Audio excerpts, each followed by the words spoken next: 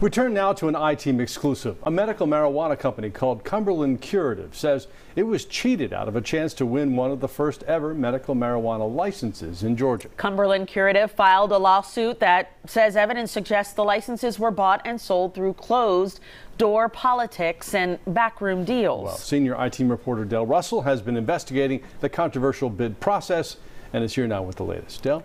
Russ, Cumberland Curative alleges in its lawsuit that the scoring and evaluation of medical marijuana applicants' proposals was clouded by, quoting now, substantial conflicts of interest and was unlawful.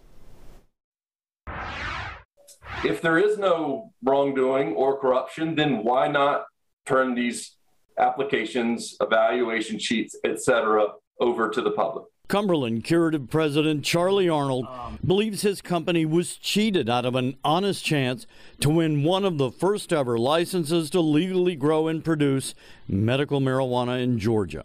Cumberland Curative filed a lawsuit against the Georgia Access to Medical Cannabis Commission, claiming essentially, where there is smoke, there is fire. The lawsuit claims the scoring of bids was clouded by substantial conflict of interest and that licenses were bought and sold through closed-door politics and backroom deals. And the Cumberland Curative president says he can back it up. We heard in December of 2020, before the applications were submitted, directly from folks very high up, public officials in both the Democrat and Republican parties, that 4 of these 6 licenses were spoken for. For 7 months, the I-Team has investigated the awarding of medical marijuana licenses in Georgia. We've exposed controversial corporate backgrounds involving 4 of the winning bidders. We also reported how thousands of pages of winning bids by law were redacted and kept secret from losing bidders, the public, and the media.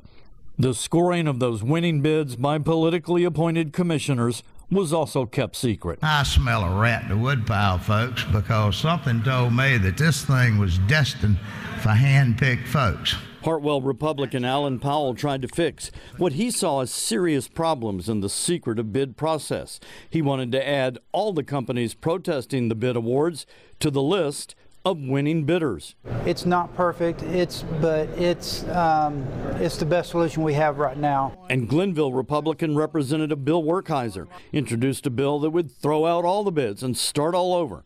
Both bills ultimately died.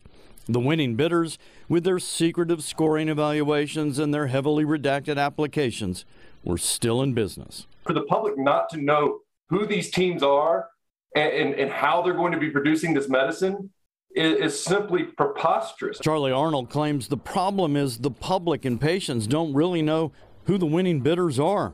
His lawsuit claims the Medical Cannabis Commission is legally wrong in keeping thousands of pages of the winning bids, as well as the Cannabis Commission evaluations, a secret. Why?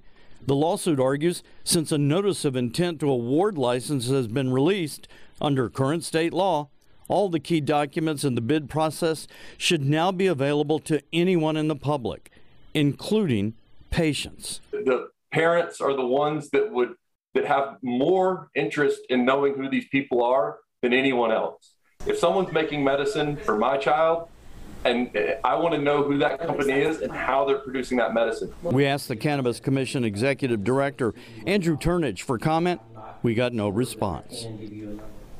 Now, we also emailed all 6 winning applicants to see if they had any comment about the allegations in the lawsuit, and as of yet, I have not heard back from anyone. Russ, Christine? It underscores the importance of transparency in this process, right? And true journalism calling it out when it doesn't happen. You know, we've been trying so hard to get a look at what these proposals were and what the scoring was, but you just can't because the law doesn't allow it. It allowed them to redact it.